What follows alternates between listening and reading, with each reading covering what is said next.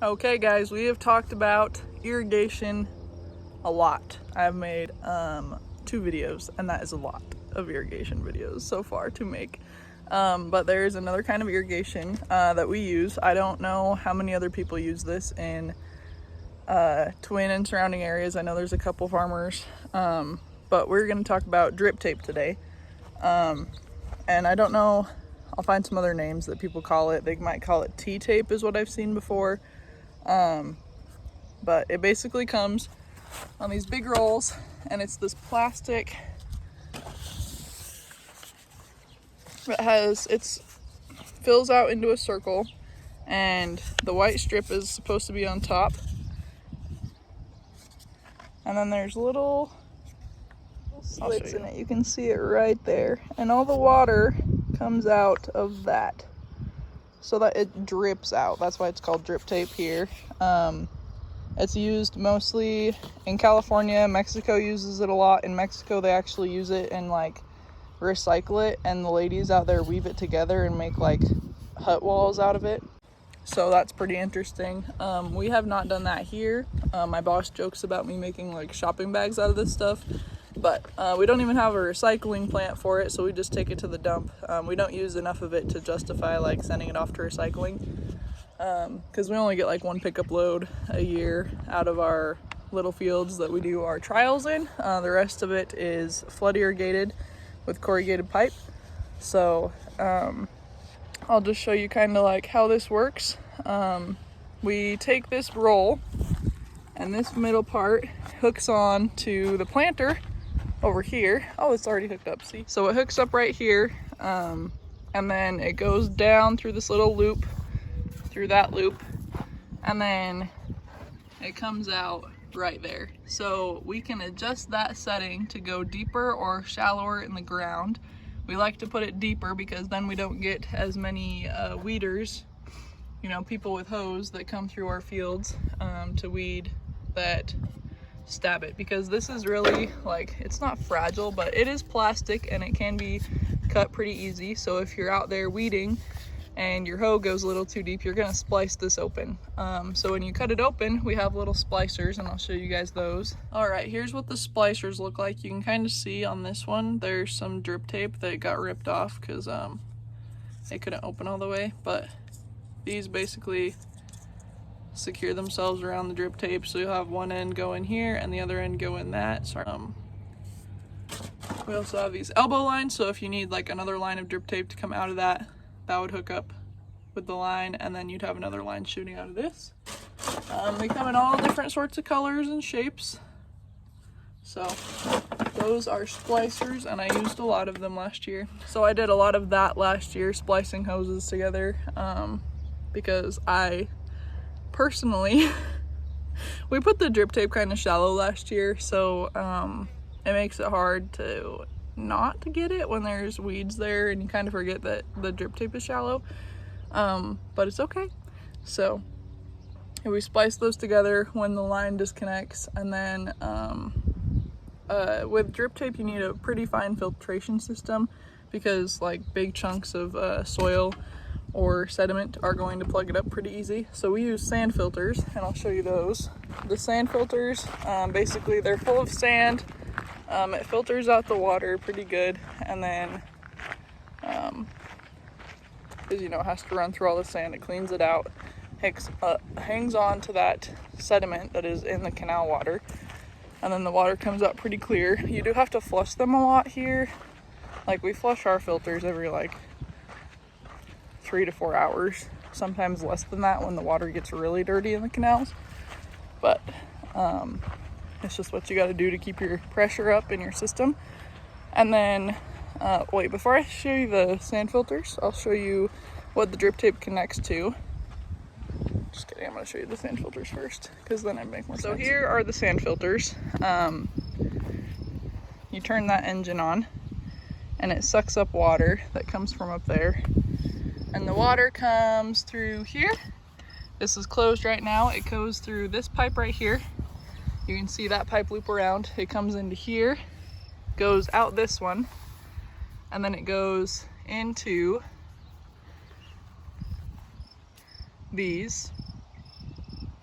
so this manifold, and then it follows this pipe into the filter. So this is where it filters out, and then it goes out of the filter down here, and it goes through there, and it goes to that pipe, which goes out to the lay flat system, which has drip tape connected to it.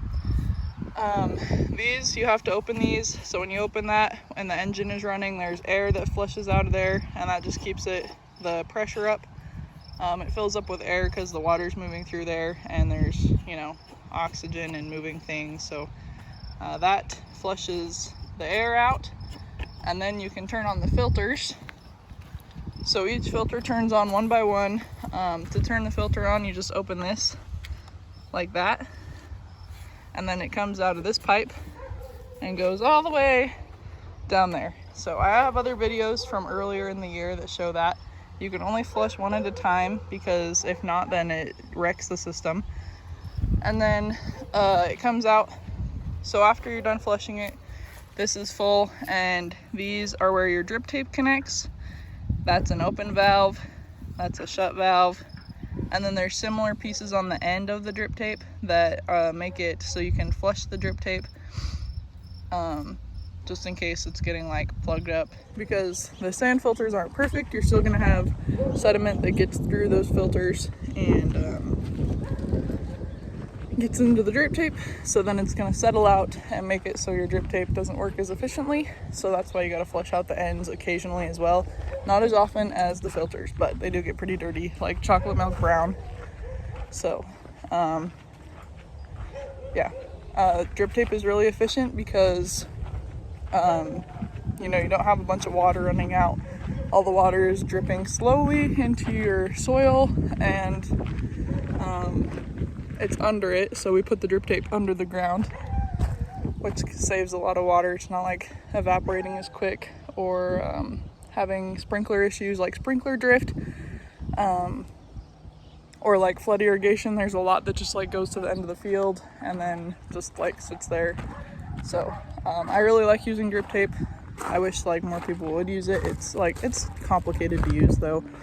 Not that it's complicated, but the sand filters aren't cheap. The drip tape, I don't know how much. As I was saying before, my phone ran out of storage. I